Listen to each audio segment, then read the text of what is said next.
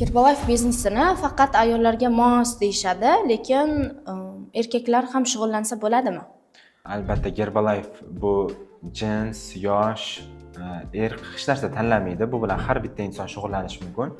Faqat O'zbekiston sharoitida erkaklarga nisbatan ayollar ko'p, lekin u degani butun dunyoda shunaqa degani emas. Herbalife amerikanskiy kompaniya bo'lganligi uchun Amerikada ham, Yevropada ham aynan bu biznesdagi eng kuchli top liderlar erkak kishilar. Va mahsulotni asoschisi ham erkak kishi bo'lgan. Ayniqsa O'zbekistonga olib kirgan O'zbekistondagi eng yuqori ustozlarimiz ham erkak kishi bo'ladi.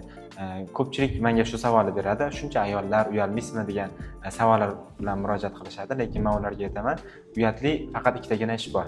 Herbalife bu ikkita ish bilan ham shug'ullanmaydi.